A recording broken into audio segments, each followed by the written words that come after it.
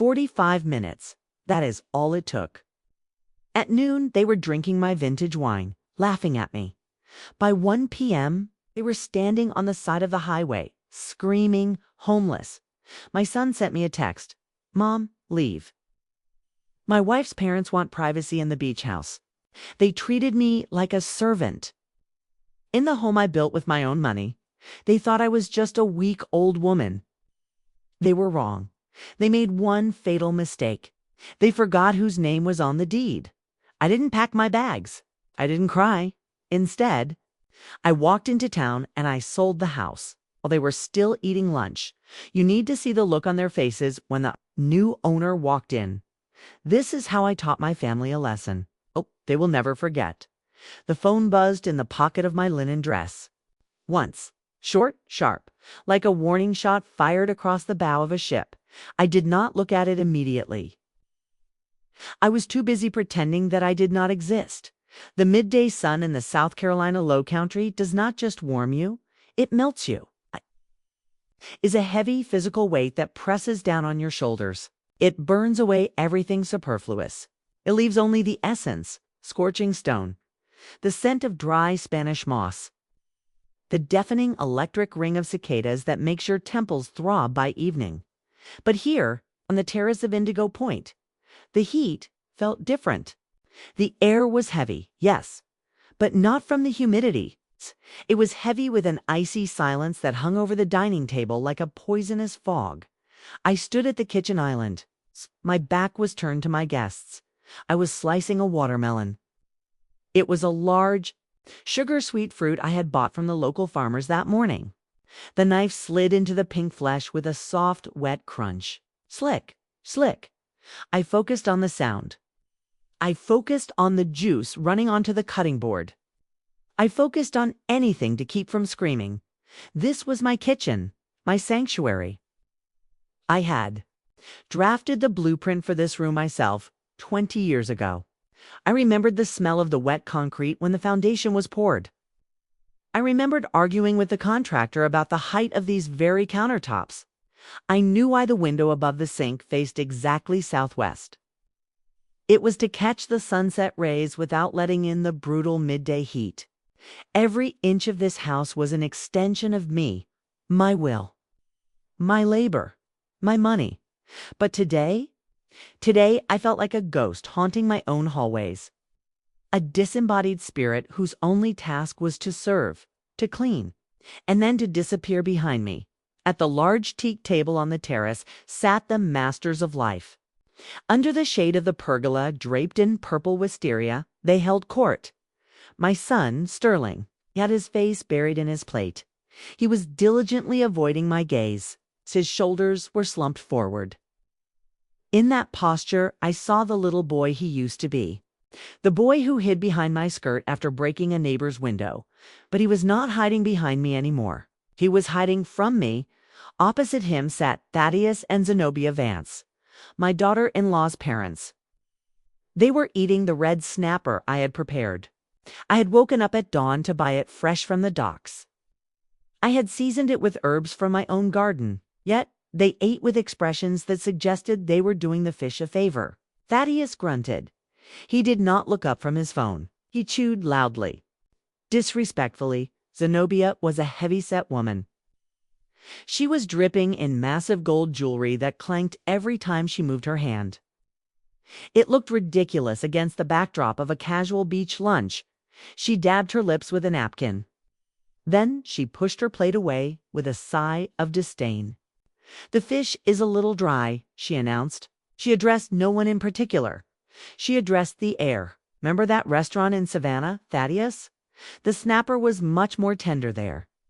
Thaddeus grunted. "Service was better there too," he muttered. I tightened my grip on the knife. My knuckles turned white. Exhaled slowly through my nose. 1, 2, 3.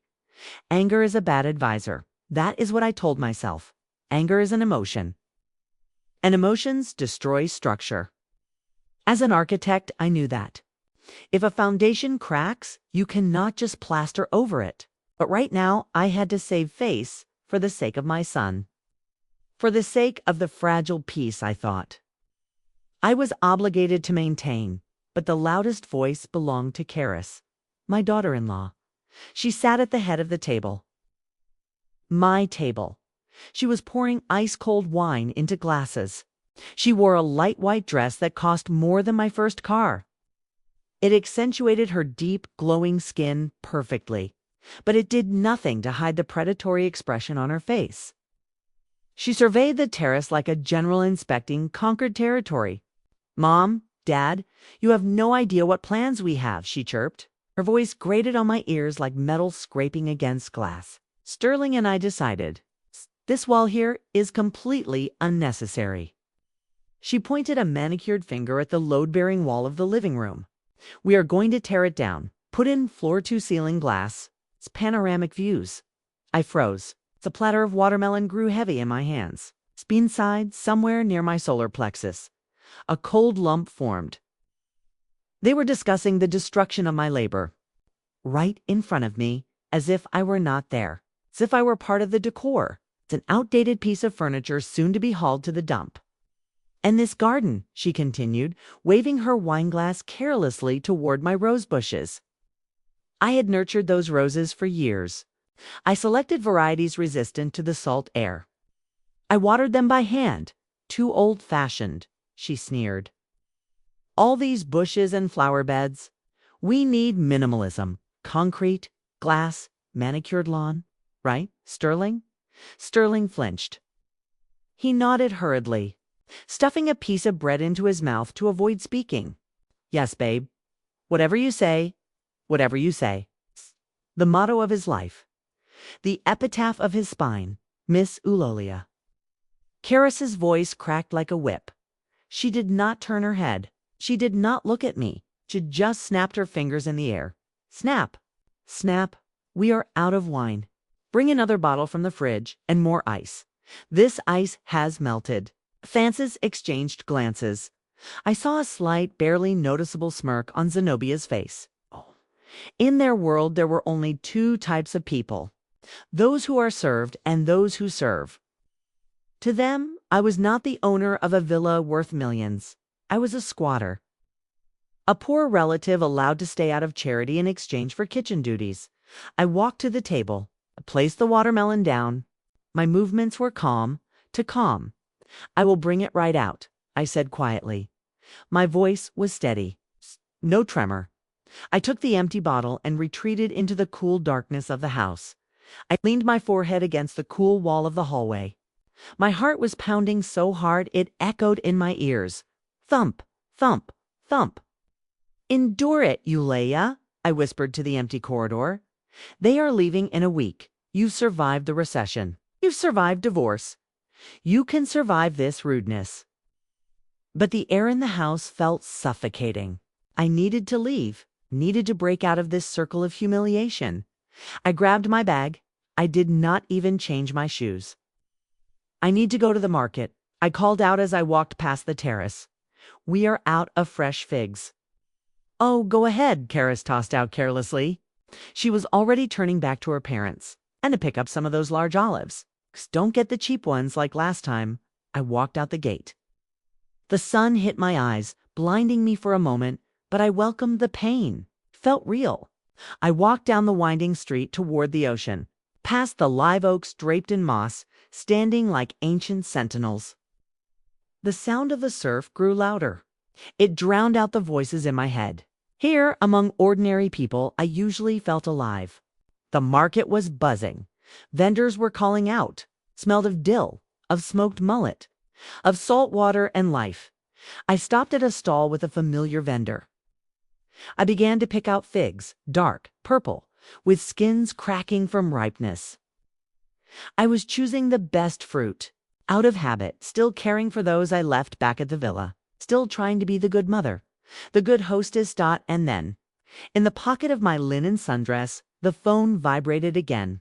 Buzz, buzz, longer this time, more persistent. I pulled it out. I squinted against the glare of the sun. Message from Sterling. My heart skipped a beat. A foolish maternal hope flared in my chest. Maybe he felt ashamed. Maybe he wanted to apologize for his wife's behavior. Maybe he had found his courage. I opened the chat. The letters danced before my eyes for a second, but the meaning hit me instantly, like a punch to the gut. It knocked the air from my lungs. Mom, we know this is your beach house, but Caris's parents feel uncomfortable. We want to be alone with them. Discuss the family business. Please move to a hotel until the end of the week. We will pay for the room. I froze. I stood like a statue in the middle of the market square. People flowed around me like water around a rock.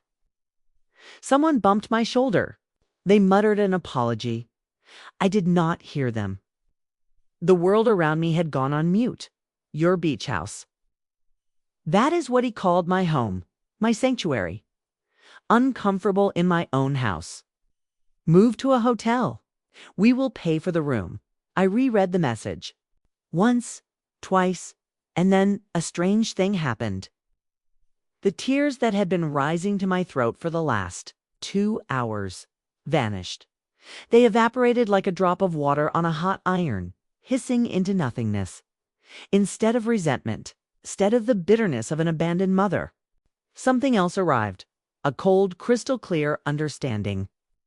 It was sharp. It was surgical. I saw the structure of their lies. I saw the rot in the load-bearing pillars of our relationship. For years, I had closed my eyes to the cracks. I had patched them with my love, with my money, with my patience. But now, the building had collapsed, and I had no intention of standing in the caves. I had no intention of standing in the ruins. They want to be alone. They want to discuss family business in my house. After kicking me out the door like a stray dog, well then, I did not call. I did not scream. I did not write long tirades about conscience and gratitude. I felt like a surgeon picking up a scalpel to cut out gangrene. I typed one word, understood, and I pressed send. Then I closed the chat with my son. I did not open a hotel booking app. I opened my contacts list. I scrolled down, past the family, past the friends, to a name I hadn't dialed in 3 years, but I kept it, just in case. Desmond, luxury real estate. The ringtone started immediately. I stood in the middle of the market, clutching a bag of figs in one hand that they were destined never to taste, and in the other, the phone that had just become my detonator. Hello, Ms. Ulalia. The voice on the line was surprised. To what do I owe the pleasure? Haven't heard from you in ages. Hello, Desmond, I said. My voice was low. It was as hard as the granite foundation of my house. Are you still looking for buyers for prime waterfront property? Always, Ulalia, always. Why? Is one of the neighbors selling? No, I answered. I looked at the sparkling sea in the distance. I am selling Indigo Point. You're joking. Desmond laughed nervously. Indigo Point? Your baby? You said you would die in that house. Plans change, Desmond, I said, and I need a buyer today. Right now? In the next hour, threw the bag of figs into the nearest trash can. The sweet fruits hit the bottom with a dull thud, thump, and that sound became the period at the end of my past life. I turned and walked away from the market. Not toward home, but toward the waterfront, where, behind glass walls like an aquarium, Desmond sat in his office. He had no idea that I was coming to burn my own legacy to the ground. The kitchen island was cold, against my palms, marble Italian Carrera. I chose it myself 15 years ago. I remembered standing in the stone yard in Tuscany, running my hand over the rough slab, feeling the potential hidden inside the rock. Now, I stood at that same marble, but I felt nothing but a chill that had nothing to do with the stone behind me. The dining sounds of the terrace were amplified by the silence of the house. The scrape of silver forks against porcelain, scrape, clink, the wet sound of chewing, the heavy, satisfied sighs of people who believe they are the kings of the earth. I was slicing a watermelon, a large sugar-sweet fruit I had bought from a roadside stand at dawn. The knife was sharp. It slid through the green rind with a satisfying crack, crunch, then silence. Then the soft slide through the red flesh. I focused entirely on the motion. If I stopped moving my hands, I was afraid I would turn around. And if I turned around, I was afraid of what I might say. I was not a mother today. I was not the owner of a multi-million-dollar estate. I was a ghost, a phantom in a linen apron, expected to appear only when summoned, and to vanish when the wine glasses were full, the snappers dry. The voice belonged to Zenobia Vance, my daughter-in-law's mother. It was a loud voice, a voice used to complaining to managers, a voice that took up too much space. It carried effortlessly through the open glass doors. Drifting into my kitchen like a bad smell, I paused. The knife hovered over a slice of melon. I had woken up at 5 a.m. to buy that fish. I had driven to the docks. I had waited for the boats to come in. I had selected the freshest red snapper with clear eyes and red gills. I had marinated it in herbs I grew myself. Rosemary, thyme, a hint of lemon zest. I had cooked it to perfection. "You are right, honey," Thaddeus grunted. I could hear him shifting in my tick chair. The wood creaked under his weight. It's like chewing on cardboard. Remember that place in Savannah? Now that was fish. Service was better there too, Zenobia added. She let out a short, sharp laugh. At least the waiters didn't hover. My grip on the knife handle tightened. My knuckles turned the color of the marble, white, bloodless. I closed my eyes. Breathe, Ulalia. Breathe. They are guests. They are family, technically. But the worst was not the insults to my cooking. The cooking was just labor. The worst was the conversation that followed. It was a conversation about rape. Not of a person, but of a home. "Mom, Dad, look at this view," Caris chirped. My daughter-in-law. Her voice was different from her mother's. It was higher, sweeter, like syrup laced with arsenic. "Sterling and I have been talking. The potential here is wasted. It's so ... dated? Dated?" I whispered the word to the empty kitchen. This house was a masterpiece of coastal architecture. It was featured in magazines. It was timeless. "This wall here," Caris continued. I could hear the slap of her hand against the stucco. "The load-bearing walls separating the living room from the terrace. It blocks the flow. It's completely unnecessary. We are going to tear it down." My heart hammered against my ribs. Thump, thump, unnecessary. I calculated the load on that wall myself. It held up the second floor. It anchored the roof against hurricane-force winds. It was the spine of the house. And she wanted to snap it.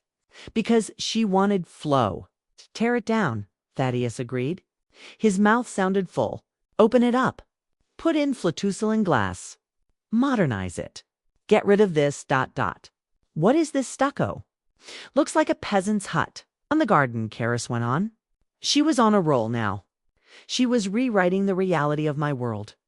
"Look at those rose bushes, Sterling. They are so messy. Too much maintenance. Too old-fashioned. My roses. My David Austin climbers. I planted them the week my husband left me. They were my therapy. They survived salt spray. They survived droughts. They bloomed when I felt dead inside." "We need minimalism," Caris declared. "Concrete pavers. A glass railing. Maybe some synthetic grass so we don't have to water it. Right, Sterling?" Silence. I waited for my son's voice. I waited for him to say, "Mom loves those roses." I waited for him to say, "Mom designed this wall."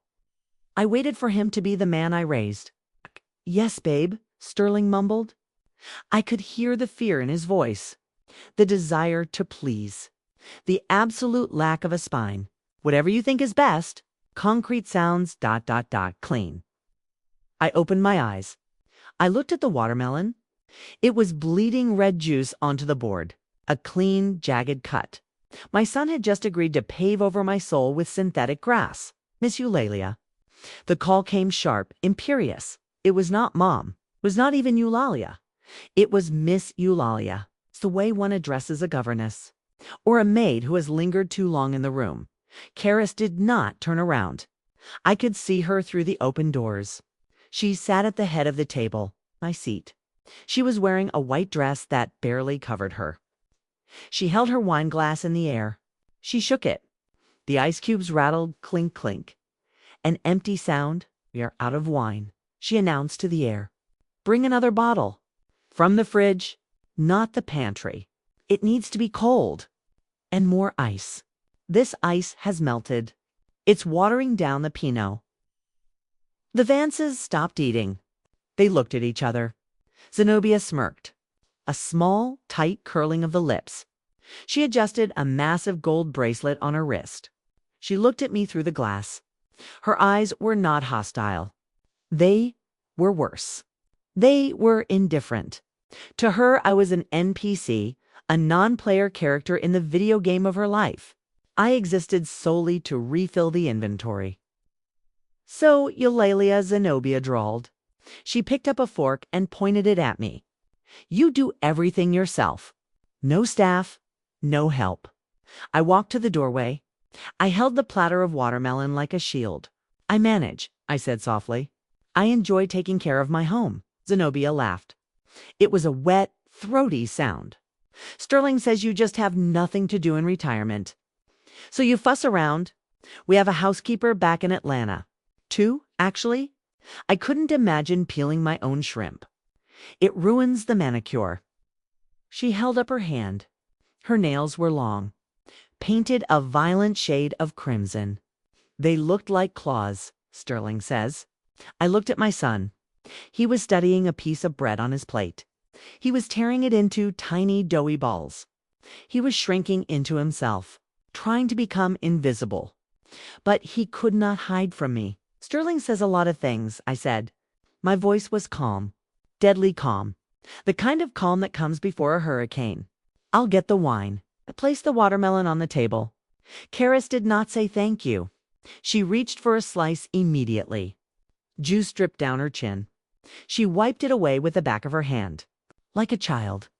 Like a greedy, spoiled child. Make it quick, she said, her mouth full. And check if there is any of that expensive cheese left. The truffle one. Dad likes that. I ate the last of it. Thaddeus grumbled. It was okay. A bit strong. I turned around. I walked back into the house. The kitchen was cool. The hum of the refrigerator was the only sound. Hum-mum. A steady electric heartbeat. I walked to the fridge. I opened the heavy stainless steel door. The cold air hit my face. It felt good. It felt like a slap. It woke me up. I saw the bottle of wine. A vintage Pinot Grigio. Baleen a bottle. I had been saving it for a special occasion. Maybe Sterling's promotion. Maybe a birthday. Now, it was going to be poured down the throat of a woman who wanted to pave my garden. My hand hovered over the bottle. My fingers trembled. Not from fear. From rage. A pure, white-hot rage that started in my stomach and spread to my fingertips. I wanted to take the bottle, walk out to the terrace, and smash it against the stone floor. I wanted to scream. I wanted to flip the table. I wanted to tell them to get out of my house, my kitchen, my life. But I couldn't. Not yet. The script of the good mother was burned too deep into my brain. I grabbed the bottle. The glass was cold and wet with condensation. I grabbed the ice bucket. I filled it. The ice cubes crashed into the metal. Crash, crash, like falling rocks. I walked back out. I poured the wine. I watched the golden liquid fill Caris's glass. She didn't look up. She didn't acknowledge me. She just extended the glass, expecting it to be filled, like an offering to a god. That's enough, she snapped when the wine reached the brim. She took a sip. She swirled it around her mouth. She swallowed. It's a bit warm, she said. But it will do. It will do. The phrase hung in the heavy air. That was me. Ulalia Thorne. The architect. The builder. The mother. I will do. Till something better comes along. Until the renovation starts. Until the demolition crew arrives. I looked at them. The 4 of them, eating my food, drinking my wine, planning the destruction of my legacy. And something inside me, clicked. It was a quiet sound. like a lock snapping shut, or a safety catch being released on a weapon. I couldn't stay here. If I stayed here for one more minute, I would lose control. I would say something I couldn't take back. Or worse, I would start crying. And I would never, ever give them the satisfaction of seeing my tears. I need to go to the market, I said suddenly. The words came out of nowhere. But they were a lifeline. We are out of fresh figs. Figs. Caris looked up. She looked confused. Who eats figs? I do, I said. And cheese. Since Thaddeus finished the truffle one. Caris lost interest instantly. She waved her hand. A dismissive, swatting motion. Go ahead then, and pick up some of those large olives. The green ones? Just don't get the cheap ones like last time. They tasted like tin, the cheap ones. I had bought imported Sicilian olives. They cost $15 a jar. Of course, I said. No cheap olives. I turned my back on them, for the last time. I walked through the living room, past the wall they wanted to destroy, past the window looking out on the roses they wanted to kill. I grabbed my purse. I grabbed my keys. I did not look back. I walked out the front door. The heat hit me again, but this time it didn't feel oppressive. It felt like fire, and I was ready to burn. I walked to the gate. My steps were heavy on the gravel. Crunch, crunch. Each step taking me further away from the woman I used to be, and closer to the woman I was about to become. The servant was leaving the building. The owner was about to wake up. The phone vibrated in my hand. It felt like a live coal, burning through the screen, burning into my palm. I stood in the middle of the crowded market square. The air smelled of dill, of smoked mullet, of the salty temps of the nearby ocean. Around me, life was loud. Vendors shouted prices. Tourists laughed. A child dropped an ice cream cone and started to wail. But inside my head, silence, a vacuum of absolute ringing silence. I stared at the screen. The sun glared off the glass, making the white text bubble look sharp, like the edge of a razor. It was from Sterling. My son. The boy I had carried for 9 months. The boy I had nursed through fevers. The man whose tuition I had paid. The man whose down payment I had secretly funded. The message was short, brutal in its politeness. Mom, we know this is your beach house, but Caris's parents feel uncomfortable. We want to be alone with them. Discuss the family business. Please move to a hotel until the end of the week. We will pay for the room. I read it once. My brain refused to process the syntax. Your beach house. He acknowledged ownership. While stripping me of possession, uncomfortable, moved to a hotel. We will pay. The sheer audacity of that last sentence hit me like a physical slap. We will pay. With what money, Sterling? With the salary you earn at the job I helped you get? Or with the allowance I send you every Christmas? Or perhaps with the money Caris steals from her own parents? I froze. A woman with a wicker basket bumped into my shoulder. Watch it, lady, she grumbled. I didn't move. I didn't blink. I felt like a statue in a storm. The world was moving fast, but I was stuck in a single crystallized moment of time. For the last 2 hours, I had felt the tears rising. A hot, stinging lump in my throat. The tears of a mother who feels unappreciated. The tears of a woman who feels old, useless, discarded. I had been ready to cry, to sob into my pillow at night, to ask myself where I went wrong. But now, as I stared at those blue pixels, the tears stopped. They didn't just stop. They evaporated, hissing away like water on a hot skillet, leaving nothing behind but dry, scorched earth. Something inside my chest shifted. It was a heavy mechanical shift, like the gears of a massive clock finally locking into place. Click. Lock. I looked at the phone. And for the first time in 35 years, I didn't see my baby boy. I didn't see the toddler with the scraped knee. I didn't see the teenager struggling with algebra. I saw a stranger. A weak, spineless stranger. A man who would kick his own mother out of her home to please a wife who despised him. A man who would let strangers insult the woman who gave him life just to avoid an argument. He wasn't a victim. He was an accomplice. He held the knife while Caris cut my throat. And Caris, I closed my eyes for a second. I saw her face. That predatory smile. The way she looked at my walls. My roses. My life. She didn't see a home. She saw an asset to be stripped. She saw a territory to be conquered. She was a virus. And my son was the host. The realization was cold. It was clinical.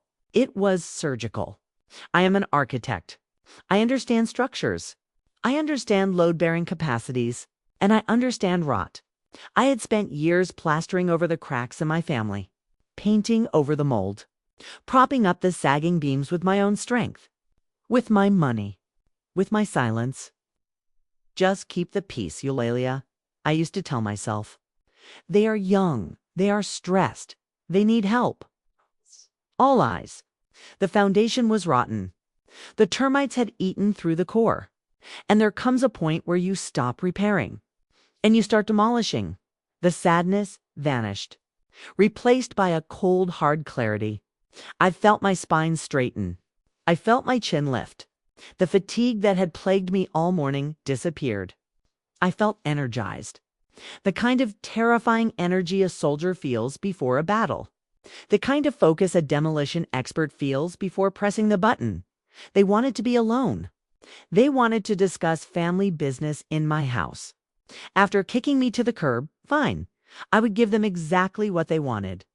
I would give them a lesson in ownership. I didn't type a paragraph. I didn't call and scream. Screaming is for the weak. Screaming implies that you care. And I was done caring. I was done being the good mother. The good mother was a doormat. The good mother was a servant. The good mother was currently standing in a market with a bag of figs, looking like a fool. I typed one word. Understood, sent, delivered. I watched the read receipt appear. He probably breathed a sigh of relief. Mom is handling it. Mom is a pushover. Mom will go to the hotel and wait for us to call. I closed the chat. I didn't open the hotel app. I opened my contacts. I scrolled past Sterling. I scrolled past home. I stopped at D. Desmond. Luxury real estate. I pressed the call button. The phone rang. Once, twice. Hello, Ms. Ulalia. Desmond's voice was warm, professional, unaware that he was answering a call from the angel of death. Hello, Desmond, I said. My voice frightened me. It was devoid of emotion. It was as flat and hard as a granite slab. Are you still looking for buyers for prime waterfront property? Always, Ulalia. Always. Why? Is one of the neighbors selling? I looked down at the bag of figs in my hand. Plump, purple, sweet. I had picked them out with love. I had imagined slicing them for Caris. Maybe she would smile. Maybe she would be kind.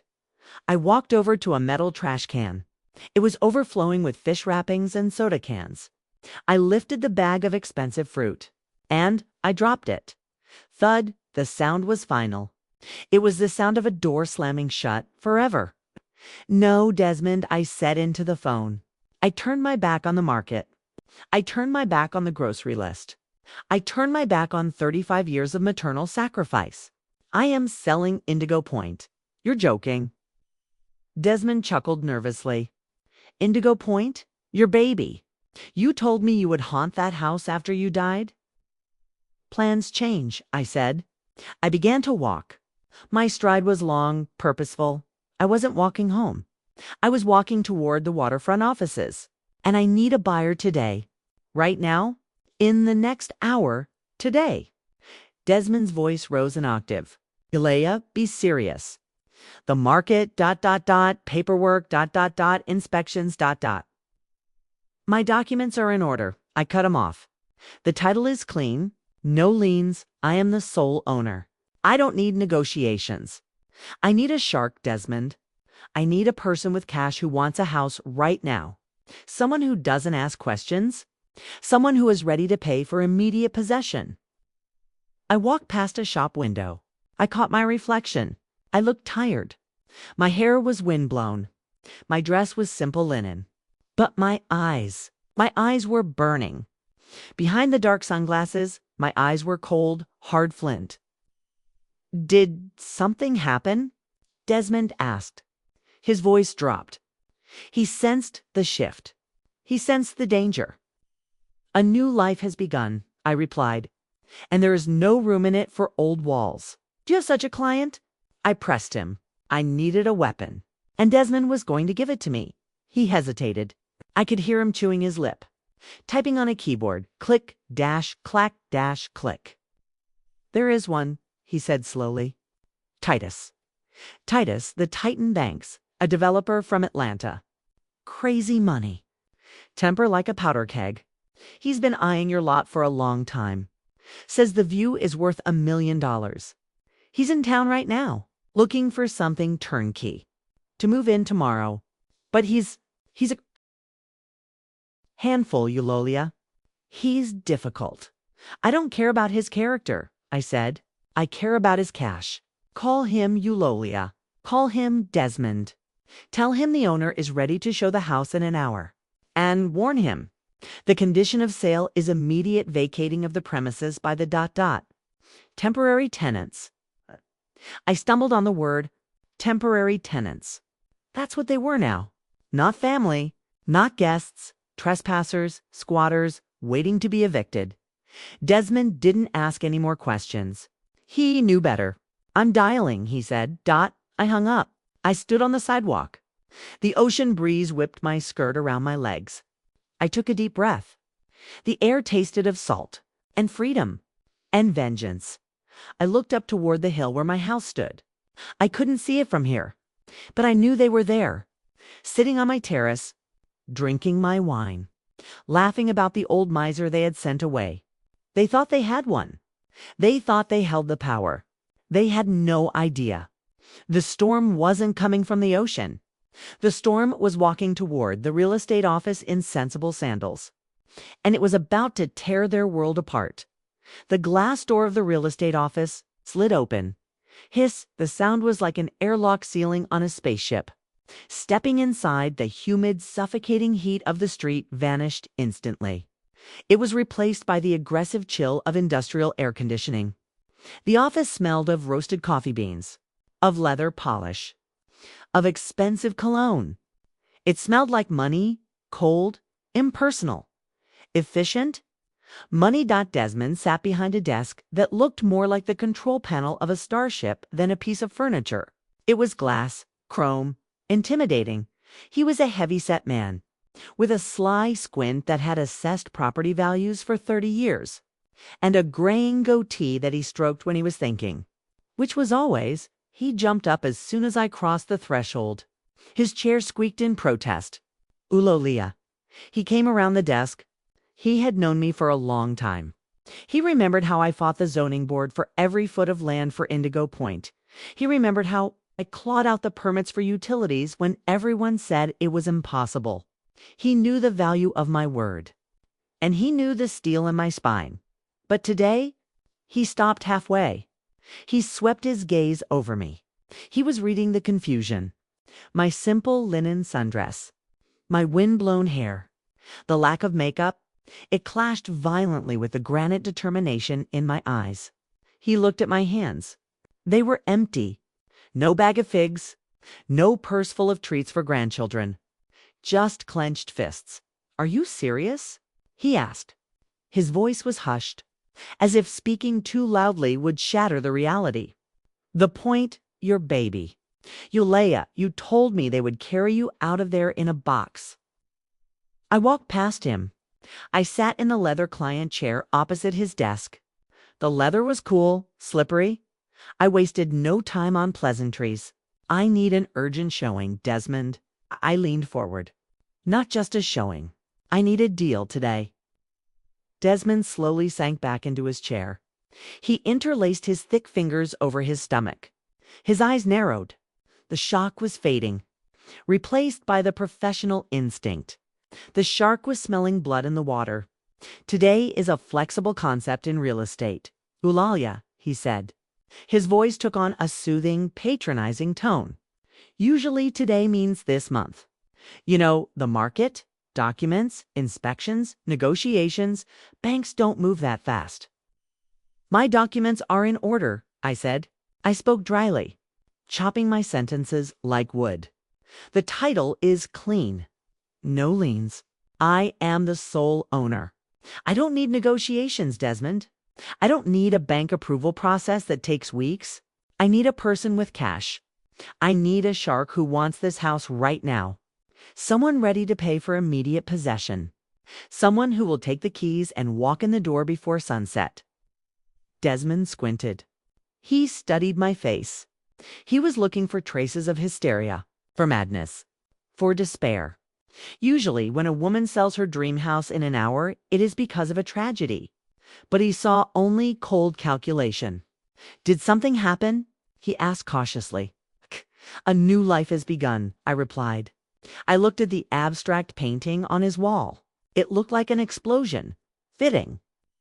And there is no room in it for old walls. Do you have such a client? I tapped my fingers on the glass desk. Tap, tap, tap. Someone who buys on impulse. Someone with too much money and an ego to match.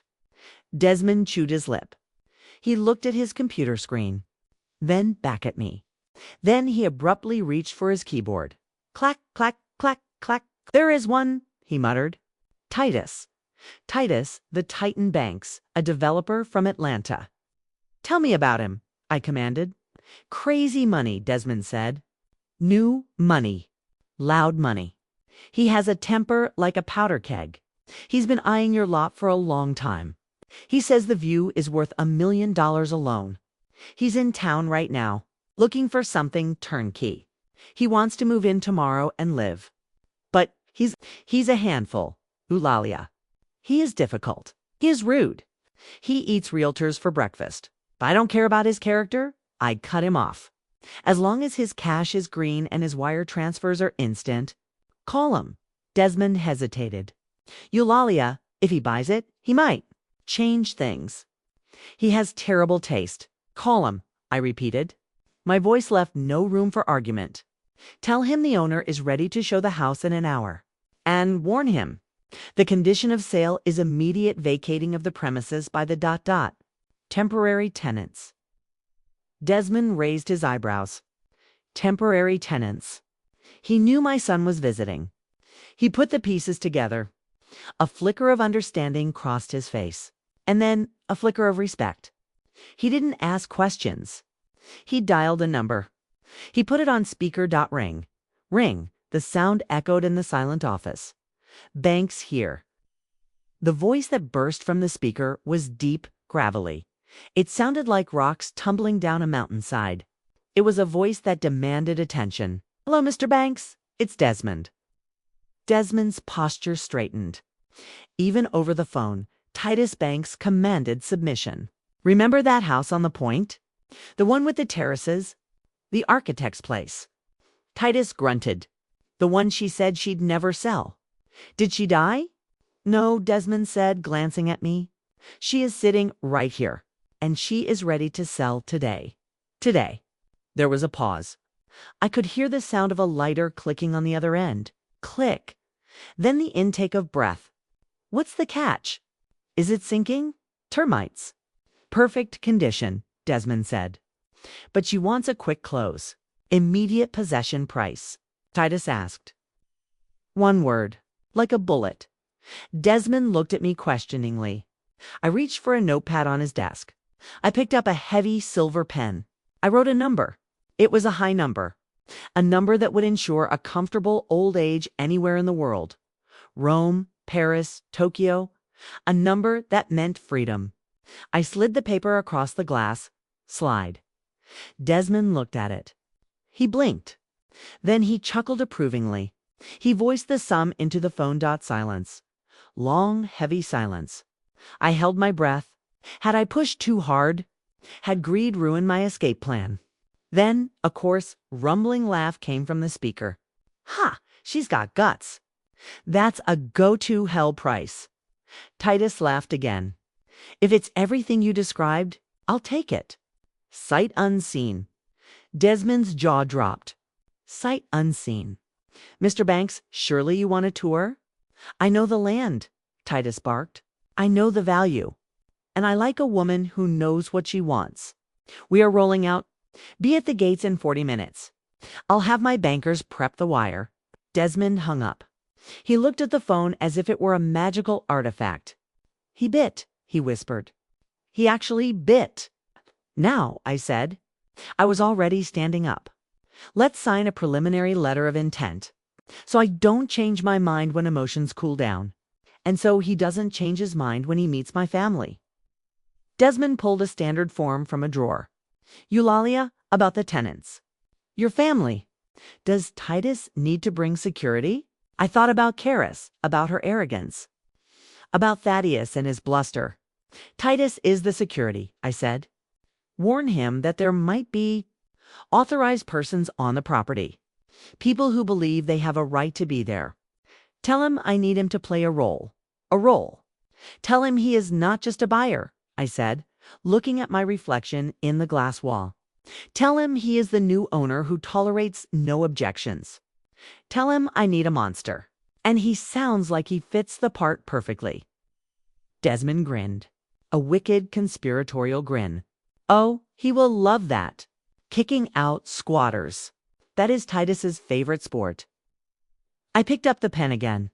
My hand didn't tremble. I looked at the line for seller signature. I wasn't signing away a house. I wasn't signing away bricks and mortar. I was signing a treaty of independence. With every stroke of the pen, I felt the weight that had pressed on my shoulders for years becoming lighter. The ink was black, permanent. Irrevocable Ulalia Thorne. I put the pen down. It made a sharp click against the glass. I was no longer the convenient mom. I was no longer the free cook. I was no longer the squatter in my own life. I was Ulalia Thorne again, the architect of my own fate. Thank you, Desmond, I said. Meet you at the villa. Don't be late. I wouldn't miss this for the world, he replied. I walked out of the office. I looked at my reflection in the window of a boutique next door. A tired woman in a simple sundress. Stray strands of hair. No, this wouldn't do. I wouldn't return there as a victim. I wouldn't return looking like the woman they had sent to the market. I needed armor. I pushed the door of the boutique open. I had 30 minutes left, and I intended to use them to prepare for the performance of a lifetime. The air conditioning in the boutique was a shock to my skin. Cold, crisp, it smelled of expensive fabric, starch, and lavender. I stood before the mirror. The woman staring back at me looked shaken. Her hair was messy from the sea breeze. Her dress was simple. Her eyes were red-rimmed. She looked like a victim. She looked like a mother who had just been kicked out of her own life. No, I whispered to the glass. She stays here. I pushed a stray lock of hair behind my ear. I straightened my spine until it hurt. I needed a costume change. I needed armor. I walked to the accessories counter. My fingers grazed a silk scarf. Emerald green. Shot through with threads of real gold. It was noble, severe. It cost $300. Yesterday, I would have walked past it. I would have thought, that is too much. Sterling needs new tires today. I didn't hesitate. I tied it around my neck. I knotted it the way I used to when I defended architectural projects before city commissions. Tight, professional. A splash of color that said, I am here. Then the sunglasses, oversized tortoiseshell frames. I put them on. The world turned a shade darker, a shade more distant. They hid the fatigue in my eyes. They hid the lingering sadness, and gave my face an expression of impenetrable mystery. I paid with my card. Beep. Approved. I walked back out onto the street. I felt different. The silk cooled my neck. The dark glasses created a wall between me and the world. I wasn't Eulalia the cook. I wasn't Eulalia the doormat. I was a stranger, and strangers are dangerous. I had 20 minutes left. I went into a coastal cafe. I ordered an espresso, double shot. No sugar. I sat at a small metal table with a view of the town clock tower. I watched the hands move. Tick, tick. Counting down the remaining moments of my family's ignorance, I took out my phone. I had one move left to make, a small move, but a vital one. A warning shot fired into the dark. I opened my banking app. I found the statement, the one that showed my pension deposits, and the complete glaring absence of any transfers from my son for the past 3 years. Then I opened a cloud folder. I found the scan of the property deed. Date of issue 2003. Owner Ulalia Thorne. Sole owner. I saved these files into a single archive. I password protected it. The password was simple. Cruel, but simple. Then I opened my messenger app. I found the contact the Vances. I had never texted them before. I only had the number for emergencies. Well, this was an emergency. For them, I attached the file. I added a caption. A gift for the family. I will give you the password when we meet. Send, whoosh. The message went through. 2 blue check marks lit up instantly. I imagined Thaddeus and Zenobia's phones pinging simultaneously. There on my terrace, amidst the laughter and the stolen wine. They would be surprised. They would frown. They would think, why is the old woman sending us files? Maybe they thought it was a recipe, or a photo of a grandchild that didn't exist yet. They wouldn't be able to open it, not yet. But the seed of curiosity was planted, and soon it would sprout into a storm. My phone vibrated. It was Desmond. Titan is on site. We are moving out. Be there in 15 minutes. I drank the espresso in one gulp. The bitterness sat on my tongue. It tasted sweet to me. I stood up. I adjusted my glasses. I headed to the taxi stand. It was time to go home, for the last time. Not as a servant, but as the sword of justice. The taxi sped up the winding road toward Indigo Point. I watched the pines flashing by, green blurs against the blue sky. The sea appeared in gaps between the trees, sparkling, indifferent. It had given me peace for 20 years. Today it would witness my triumph, or my ruin. The car stopped at the gates. I paid the driver. He drove off, leaving a cloud of dust. I turned to the driveway. A massive black SUV was parked there. It looked like a tank. Chrome grille, tinted windows, an engine that was cooling down with soft tink-tink sounds. Desmond stood nearby. He was wiping sweat from his forehead with a handkerchief. He looked nervous. But the man next to him? He was not nervous. Titus Banks. He was a mountain of a man. He wore a sand-colored linen suit that must have been custom-made to fit his shoulders. He was pacing along the fence, talking loudly into a phone. Buy it. Tear it down. I don't care about the zoning. Just pay them off. He hung up as I approached. He turned. He lowered his sunglasses. His eyes were dark, sharp, amused. Good afternoon, gentlemen, I said. Apologies for the delay, Titus grunted. He sized me up, from the emerald scarf to the sensible sandals. Miss Eulalia, he rumbled. His voice vibrated in my chest. Desmond told me you were a sweet little old lady, knitting needles and cookies. But here I see a boss. I like it, businesslike. Time is money, Mr. Banks, I replied. I took out my keys, the brass key to the wrought iron gate. It felt heavy in my hand. Please. The tour will be short. I unlocked the gate. Clang.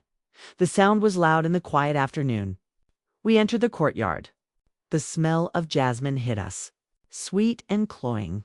From the depths of the garden, from the direction of the terrace, came a sound, clink, laughter, Caris's laugh. Loud, drunken, victorious to us. I heard Sterling shout, to the future. 2 panoramic views. They were celebrating. They were sitting in my chairs, drinking my wine, toasting to the destruction of my home. Confident that I was crying in a cheap hotel room, I stopped. I turned to the men. I have one condition before we go in, I said quietly. Titus frowned. Which is, there are unauthorized persons in the house right now, I said. They don't know about the sale, and they believe they have a right to be there. I need you to play along, Mr. Banks. You are not just a buyer. You are the new owner, and you tolerate no objections. Titus spread his arms. A wide, predatory grin split his face. His teeth were very white. Kicking out squatters? He chuckled. I love that even more than buying houses. Lead the way, Miss Eulalia. Let's put on a show. We moved down the walkway. My heels clicked on the stone. Click, click. Behind me, the heavy, rhythmic tread of two men, like a drumbeat of doom. I stepped onto the terrace stairs. Titus and Desmond flanked me like bodyguards. The show begins. I reached the glass terrace doors. I didn't knock. I threw them open. Bam! The doors hit the stops with a crash. The festive hum died instantly. The silence that followed was absolute. Sterling froze with his glass raised halfway to his mouth. A drop of wine spilled onto his shirt. He didn't notice. His mouth opened in absurd surprise. Caris was sitting on his lap, laughing. She slowly slid off him. She landed on her feet, but her eyes were wide, confused. Then they narrowed. The Vances, Thaddeus and Zenobia froze with forks in their hands. A piece of my red snapper hung from Thaddeus's fork. They looked at me as if a stray dog had burst into their banquet. But I didn't look like a stray dog. I stood straight, shoulders back, chin high, in dark glasses and a silk scarf that caught the sunlight. And behind me loomed two men in expensive suits. One of them looking like he could snap a beam with his bare hands. Mom. Sterling recovered first. His voice trembled. It was thin, weak. Mom, ... You came back? We had an agreement. Caris immediately seized the initiative. She jumped up. She straightened her dress. She pasted on that fake, sugary smile she used for inconvenient relatives. Miss Eulalia, she chirped. She stepped forward, trying to block the view of the table with the half-eaten delicacies, trying to hide the evidence of their feast. You must have forgotten something. Suitcase? Passport? We thought you were checking into the hotel already. We wired you the money for a taxi. She reached into the purse hanging on the back of the chair. I knew this gesture. She was going to pull out a couple of bills, crumpled, careless. She was going to try to shove them into my hand like a pesky beggar. Here, she said loudly, so her parents could hear her generosity. She held out a crisp $50 bill. Take this for dinner at a restaurant. And go, really? This isn't the time. We have a family council. Yes, boomed Thaddeus Vance. He didn't stand up. He just leaned back, chewing his fish. Not cool, in-law. A deal is a deal. The young folks wanted to be alone, and here you are with guests. He waved his fork dismissively toward Titus and Desmond. Who is this, anyway? Your boyfriends from the senior center? Zenobia giggled. She covered her mouth with a napkin. Thaddeus, stop. Maybe they are porters. Miss Eulalia, let them take your things from the hall, and let's not spoil the evening. I remained silent. I just looked at them through the dark lenses of my glasses. I saw them clearly, more clearly than ever before. The greed, the arrogance, the stupidity. Mom, please, Sterling muttered. He had his head down. He twirled the stem of his wine glass. Don't embarrass us. Leave. Leave. That word sounded like a gunshot. Quiet, suppressed, but fatal. He had chosen a side, finally, irrevocably. I slowly reached up. I took off my sunglasses. I folded them, click. I placed them in my pocket. My gaze was dry, calm, no tears, no pleading, only cold steel. I ignored Caris's outstretched bill. I walked past her as if she were empty space. I stood in the center of the room. I turned to the giant behind me. Mr. Banks, I said, loud, clear. My voice did not shake. Come in, don't be shy. Titus Banks did not just walk into a room. He occupied it. He stepped across the threshold, massive, solid, like a tank entering a flower garden. He brushed past Caris with his shoulder. It wasn't violent. It was just ... physics. A boulder moving a pebble. Caris stumbled back in her high heels. She barely stayed on her feet. She grasped the back of a chair to steady herself. Titus didn't even look at her. He surveyed the spacious living room. The golden pre-sunset light flooded the floor. It illuminated the dust motes dancing in the air. Not bad, he boomed. His voice filled the entire space. It drowned out the sound of the surf. It drowned out the hum of the air conditioner. High ceilings. Lots of air. I love it when there is lots of air, Caris gasped. The shock gave way to indignation. Her face flushed a blotchy red. Who are you? She shrieked. Her voice was shrill, piercing. How dare you barge into someone else's house? Sterling, do something. Call the police. Sterling jumped up. Confusion was written all over his face. He looked at Titus. He saw the width of his shoulders. He saw the scar on his chin. He immediately deflated. Excuse me, Sterling began uncertainly. But this is private property. Exactly. Thaddeus, Vance barked. He stood up to his full height. His face was red from the wine and the heat. This is my daughter and son-in-law's house. Get the hell out of here before I call private security. And you, Ulalia? He turned his heavy gaze on me. Have you completely lost your mind in your old age? Bringing strange men here. I didn't look at Thaddeus. I didn't look at Sterling. I turned to Titus, completely ignoring the screams of the family. As you can see, Mr. Banks, I continued calmly, the living room has excellent natural light. Open layout, but clear zoning. I gestured toward the panoramic windows. The kitchen dining area flows into the relaxation zone. Titus smirked. He understood the game instantly. He walked to the wall. He knocked on it with his knuckles. Thud, thud. Then he stomped his foot on the parquet floor. Bam! Solid, he approved. Not drywall. Feels like stone. And the view. Show me the balcony view. Course, I nodded.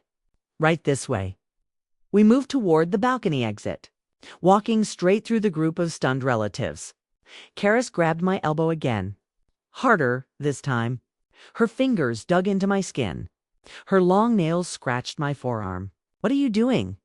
She hissed in my face. She forgot the mask of politeness. Her eyes were full of rage and fear. Are you crazy? In front of my parents. Do you want to ruin everything? I told you to get out. I stopped. I slowly looked at her hand on my elbow. Then I raised my eyes to her face.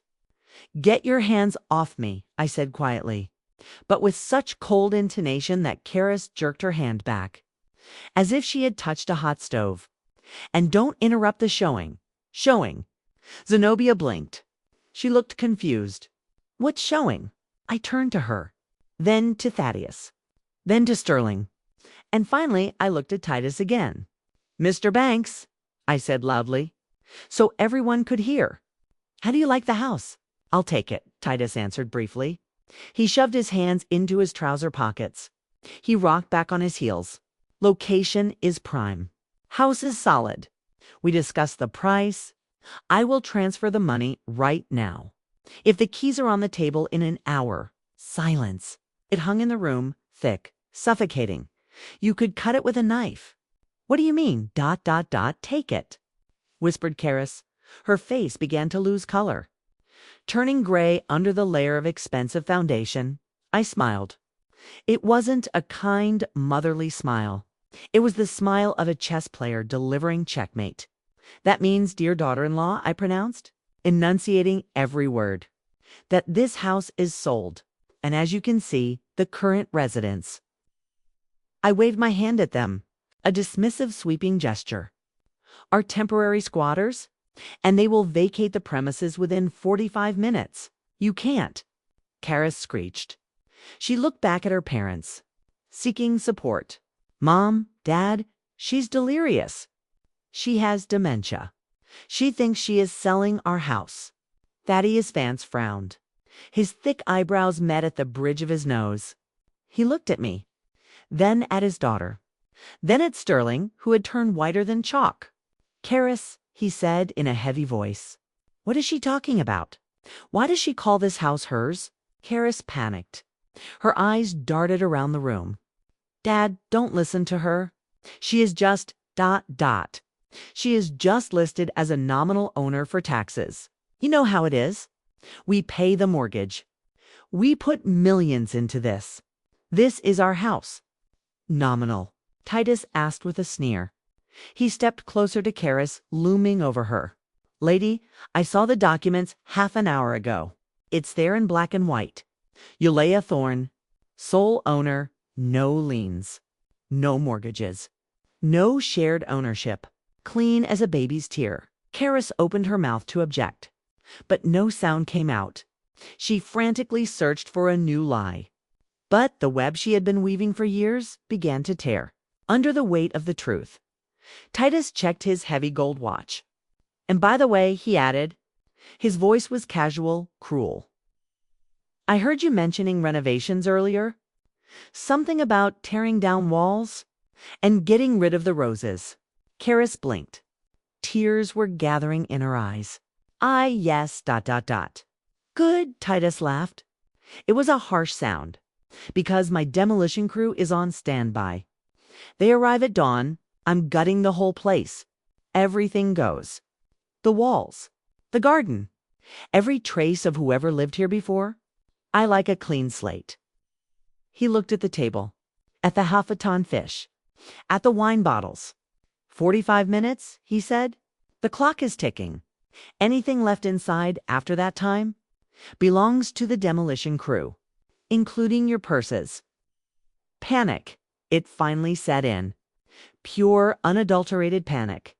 Caris looked at Sterling. Do something, she screamed. But Sterling just stood there, looking at the floor, looking at the ruins of his life. I walked to the coffee table.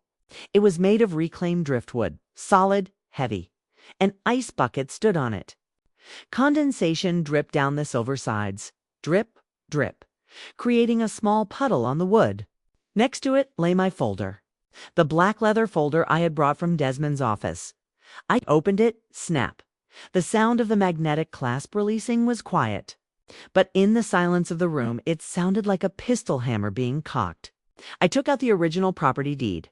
It was thick paper, cream-colored with official watermarks that caught the light, and an embossed gold seal at the bottom.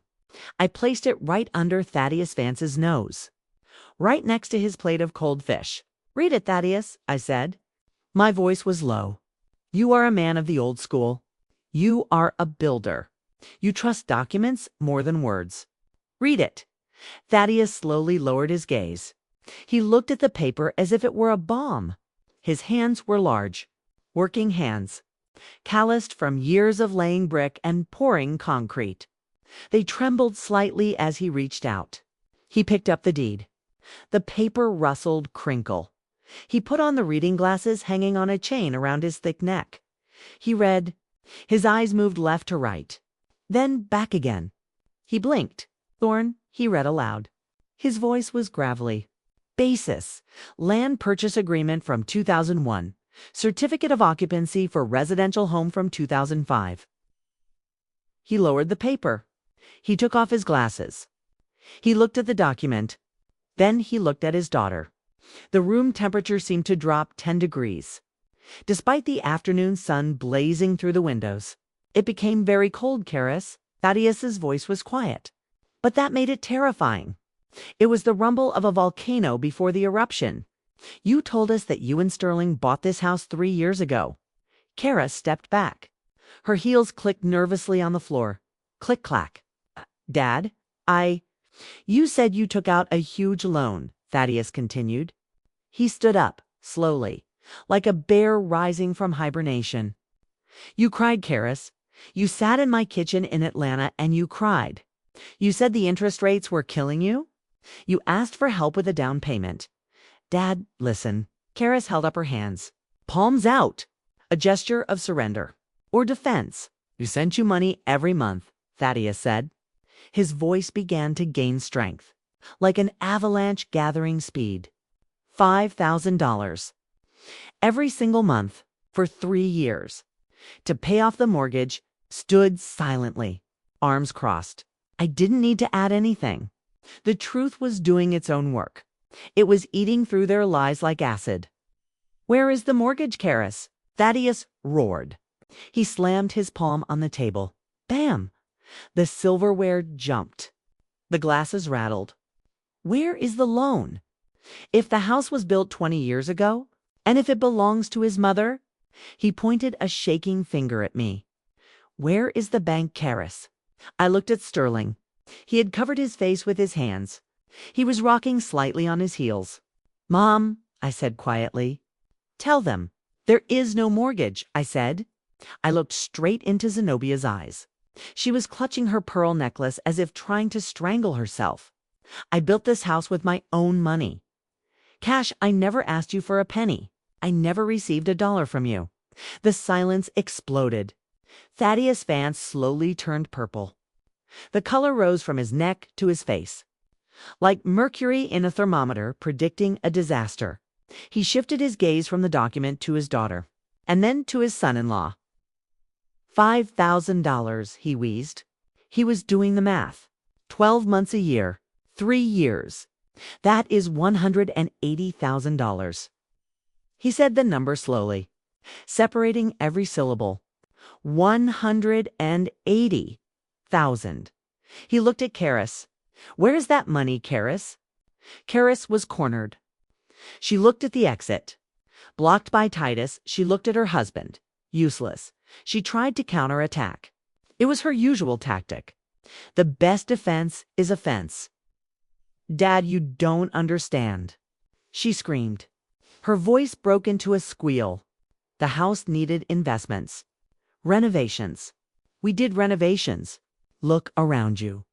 She gestured wildly at the room. Did you see these tiles? These windows? The plumbing.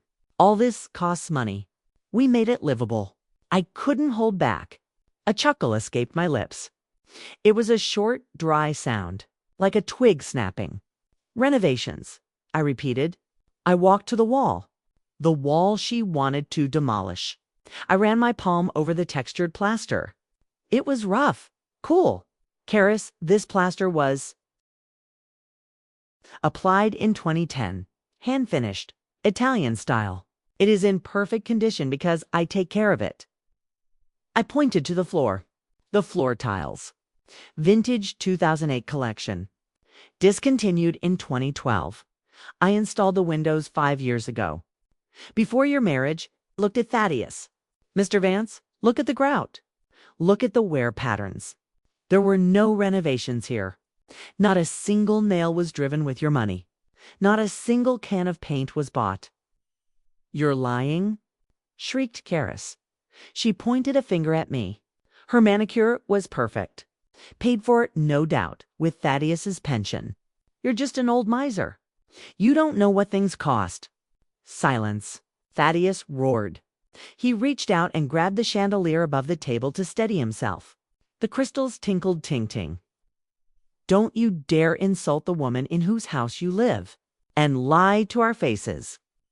He stepped toward his daughter, looming over her like a cliff. Renovations, you say? Plumbing?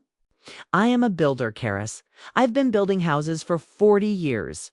I see when a house has been renovated, and I see when it stands untouched for 10 years. He grabbed a napkin. He threw it on the floor. You took us for idiots. Your own parents. Zenobia, who had been silent in shock until now, finally made a sound. It was a sob. A wet, broken sound. She clutched her heart. Caris, baby, how could you? We saved up from Dad's retirement fund. We canceled our trip to Europe. We thought you were struggling. We thought you were going to lose the house. Sterling finally took his hands off his face. He was pale as a sheet. His eyes were hollow. I didn't know, he whispered. He looked at his father-in-law with horror. Mr. Vance, Thaddeus. I swear, I didn't know about the money. Caris said you were just helping with groceries. Lifestyle stuff. I didn't know the amounts. I thought they were gifts. Gifts. Thaddeus turned on him. Gifts the size of a top executive salary. Are you a man or what, Sterling? You don't see where your wife gets new furs, new cars, trips to Tulum with her girlfriends, while you sit at your college as a junior associate. Sterling shrank. He tried to disappear into his collar. I thought she had savings. From before. She had debt, Thaddeus barked. She had credit card debt when she married you. We paid that off too. He looked at Sterling with disgust. You thought it all falls from the sky. Because it was convenient. It was convenient not to ask questions. Convenient to live in comfort created by your wife.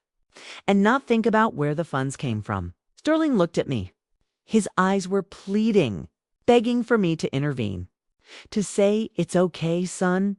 But I stood still. I was not his savior today. I was the mirror showing him his own reflection. And he did not like what he saw, Dot. All right? Titus's voice cut through the heavy emotional smog of the room. He was leaning against the doorframe, arms crossed, chewing on a wooden toothpick. He looked like a man watching a soap opera that had gone on 5 minutes too long. The family drama is fascinating.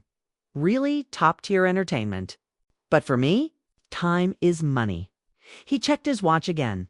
I assume the deal is still on. Ms. Ulalia. Or do I call my guys to help with the eviction? I have a demolition crew on standby. They really want to break down a wall tomorrow morning. It's good for their morale. The word demolition had a sobering effect on the Vances. It snapped them out of their shock.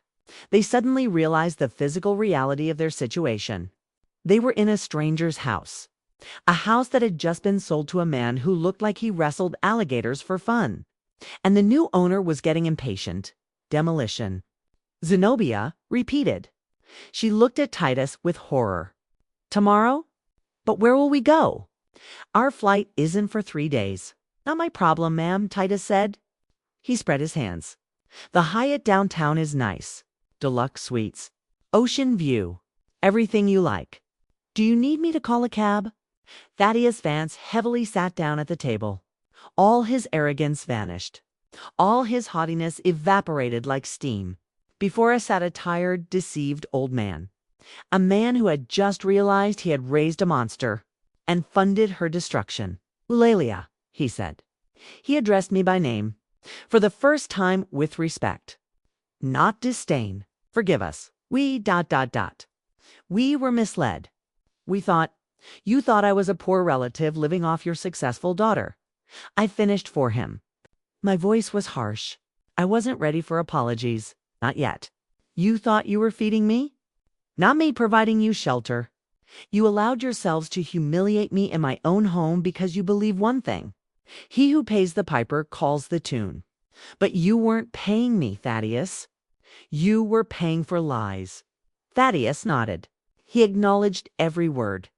He had nothing to object to. You are right. We are at fault. We will pack our things right now. Dad? Caris rushed to him. She grabbed his arm. Her nails dug into his jacket sleeve. Are you giving up? Will you let her kick us out? This is just a performance. She is bluffing. She didn't sell anything to anyone. She turned to me. Her eyes burned with a feverish, desperate glint. You won't sell this house, she hissed. You wouldn't dare. This is Sterling's inheritance. You are obligated to leave it to him. Obligated. Tasted the word. It was bitter. I walked up to her, close enough to smell the expensive wine on her breath. I was obligated to raise a son. I did that. I was obligated to give him an education. I did that. But I am not obligated to sponsor his spinelessness. And I am certainly not obligated to sponsor your greed. This house is my pension fund, Caris, and I just cashed it out. Desmond, I said, not looking away from her. Get the sales contract. Mr. Banks, let's sign right here on the table. While the guests are packing, Desmond moved quickly, like a silent shadow. He took a folder out of his briefcase. He laid the papers on the table. He pushed aside a plate of half-eaten fish. Pen here. He handed an expensive fountain pen to Titus. Titus walked to the table. He scanned the text. He grunted. He signed with a flourish. Scritch-scratch. Done. Money sent. Check the account, Miss Ulalia. My phone pinged. Ding. A notification from the bank. I took it out. I showed the screen to Caris, a sum with 6 zeros. Green numbers on a black background. Money received, I said. Now this house is officially not mine. and certainly not yours. You have 45 minutes to vacate the premises. Time starts now.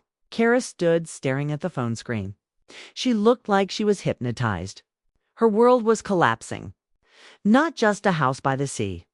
The scheme was collapsing. The source of income, the status, the lies. "No," she whispered. "No, it can't be." And then Sterling did something I didn't expect. He stood up. He walked over to Caris. He grabbed her by the shoulders. His grip was hard. "Caris," he said, "where's my parents' money? Where is the 180,000? She jerked, trying to break free. "Get off, not now. Can't you see we are being kicked out? Screw the house. Screw the house." Sterling shouted. For the first time in his life, he raised his voice at his wife. "Where is the money? What did you spend it on?" "On us," she shrieked.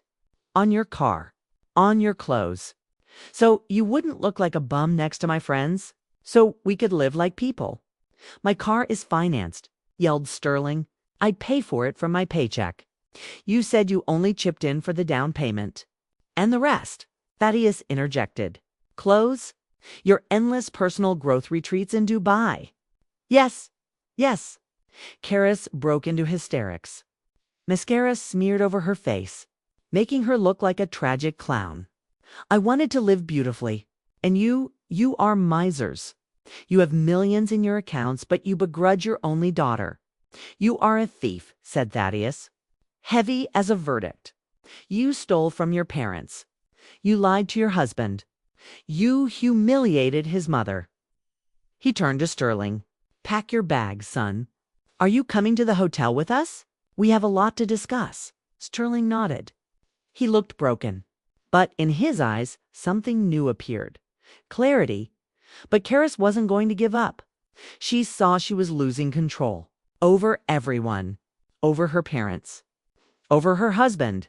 Over the situation. She needed a trump card.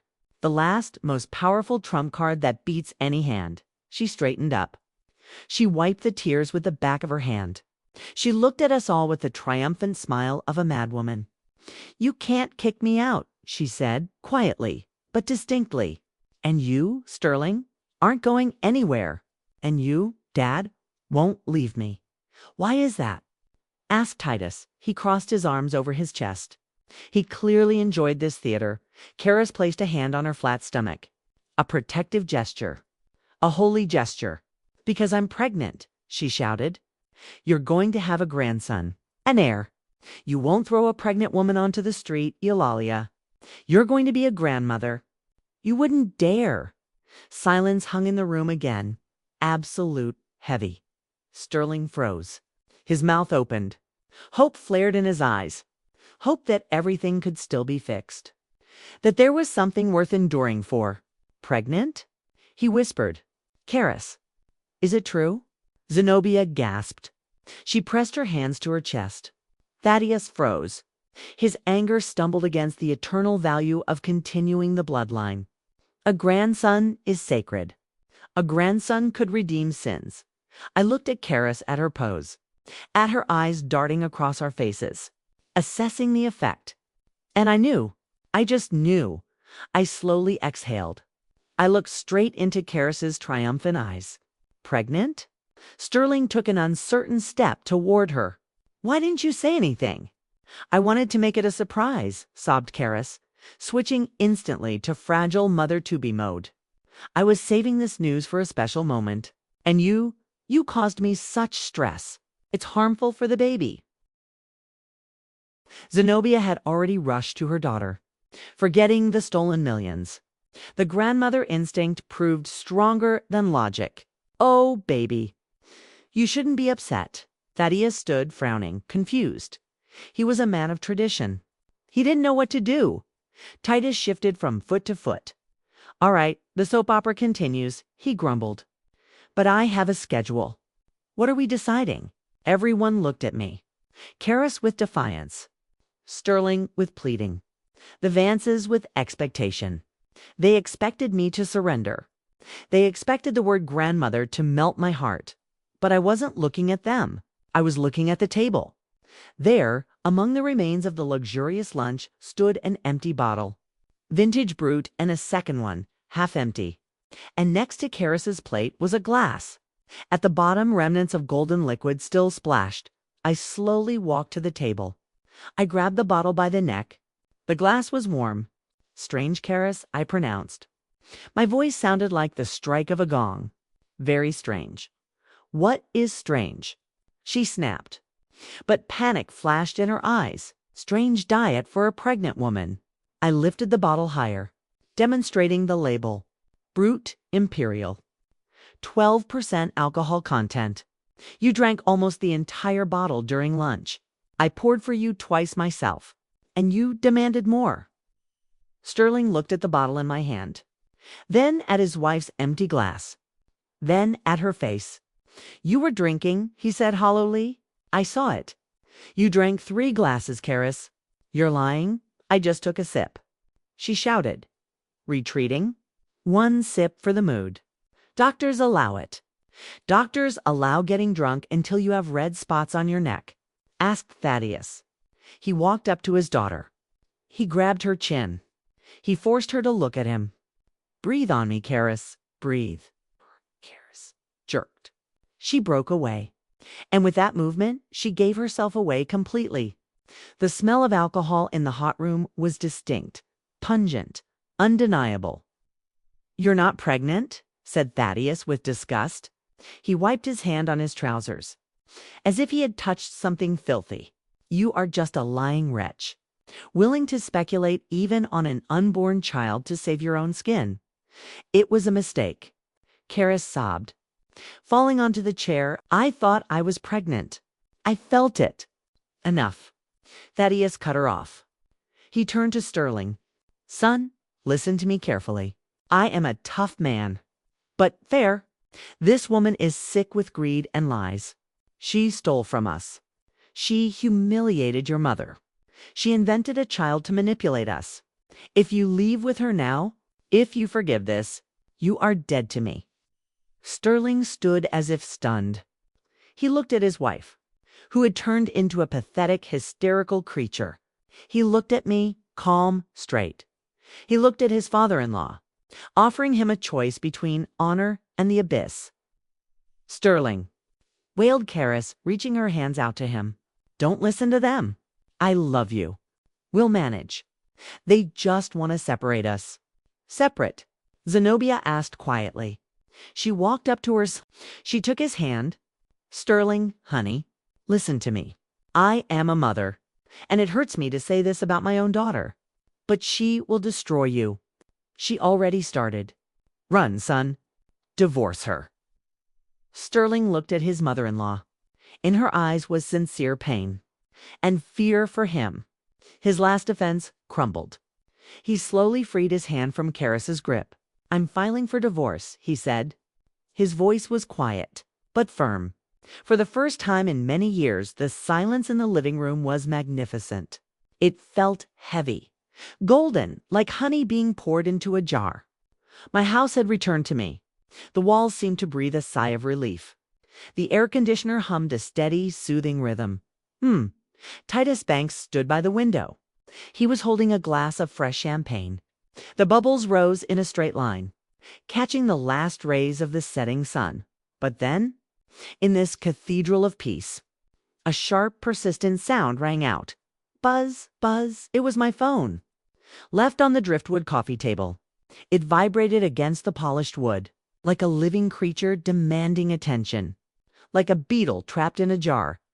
I walked over to it. I looked down at the screen. The name pulsed in white letters.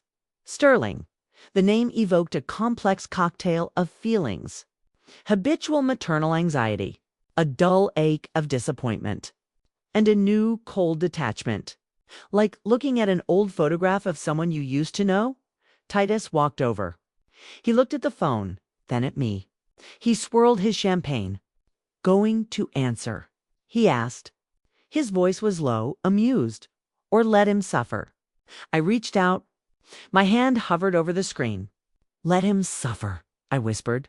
I pressed the side button, silencing the call. The screen went dark. The room returned to silence, but only for a second. Buzz, buzz, he called again and again. The persistence was frantic. It suggested that out there, beyond the sanctuary of my gates, the world was burning. The fourth time I picked it up. I pressed accept. I put it on speaker, Mom. Sterling's voice filled the room. It was erratic, broken, high-pitched with panic. Behind his voice, I heard the roar of traffic, the whoosh of cars speeding by on a highway. And in the distance, a woman screaming. A raw, primal scream of rage. I hear you, Sterling, I answered. I took a sip of icy brute. The bubbles exploded on my tongue. What happened? Did the Hyatt run out of rooms? What hotel? We didn't even make it. He was shouting now, fighting to be heard over the wind. Dad, Thaddeus. He stopped the car. Right on the highway. Mom, it's insane. I raised my eyebrows. I met Titus's gaze. He chuckled softly. He leaned in closer to hear the drama. Kicked her out. I repeated calmly. Right on the road? Yes, Sterling gasped. They were fighting the whole way. Caris wouldn't shut up. She was screaming that they had no right, that she would sue them, that she would take every penny. She insulted Zenobia. She called her an old fool who understands nothing about high society. I closed my eyes. I could picture it. The leather interior of the luxury sedan, the suffocating perfume, the poison spilling from Caris's mouth. And then I asked. Then Thaddeus just slammed on the brakes, Sterling said. He pulled over to the shoulder. He didn't say a word. He just got out. He opened her door. He dragged her out by her arm. And he threw her suitcase into the ditch. Into the ditch, I echoed. A small, satisfied smile touched my lips. It was cruel, yes, but it was just. She is back there now, Sterling continued. We drove a mile up to a gas station. Zenobia is sick. Her heart. She is shaking.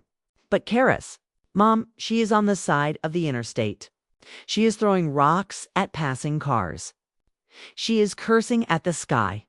She looks like a demon. She is showing her true face, son, I said. Finally, Mom, I don't know what to do. His voice cracked. It became the voice of a little boy again. Should I go back for her? Or take Zenobia to the hospital? I'm confused. She's my wife, technically. I felt a flash of anger. My son was 35 years old, and he was asking his mother how to act in a disaster he helped create. He was still looking for a hand to hold. Sterling, I said harshly, listen to me, and listen closely. You call an ambulance for Zenobia right now. If she is truly unwell, you stay with the parents who became victims of your wife. You comfort them. And Caris. He whimpered. Caris is a grown woman. I cut him off.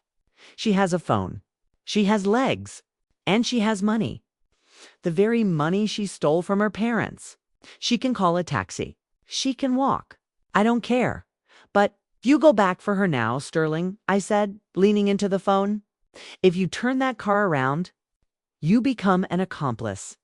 You make a choice in favor of lies. In favor of the woman who tried to erase your mother. Is that what you want? A pause hung on the line. Heavy, static-filled. I heard his breathing, jagged, terrified. I heard him fighting. The habit of being convenient. The habit of being the nice guy. No, he finally exhaled. No, I won't go back.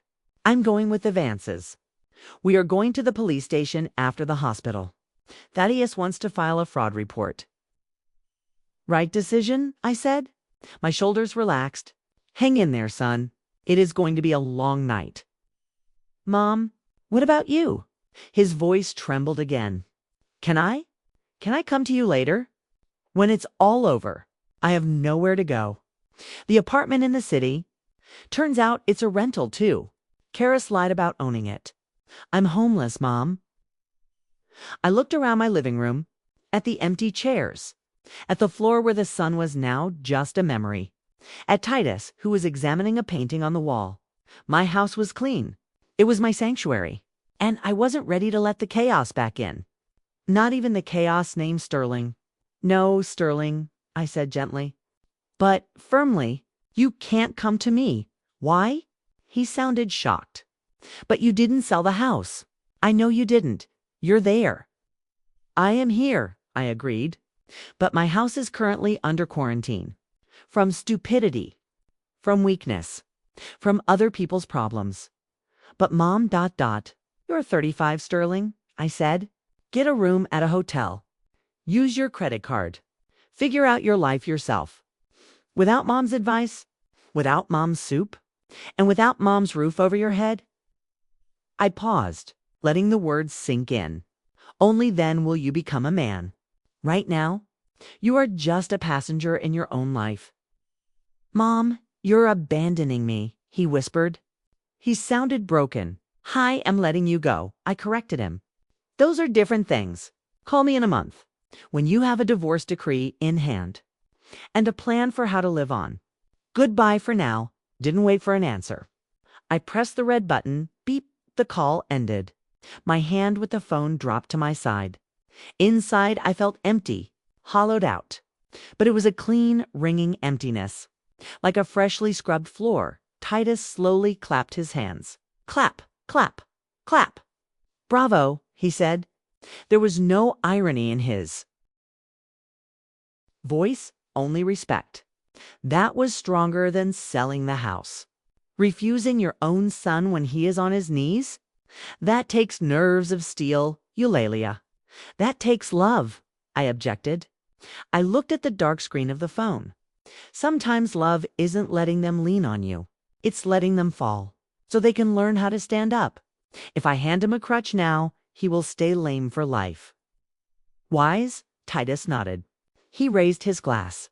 Well then, Ms. Ulalia, the show is over. Villains punished. Heroes sent into exile for spiritual growth, and us. I smiled sincerely, lightly. For the first time that day, and us. I repeated, we will celebrate.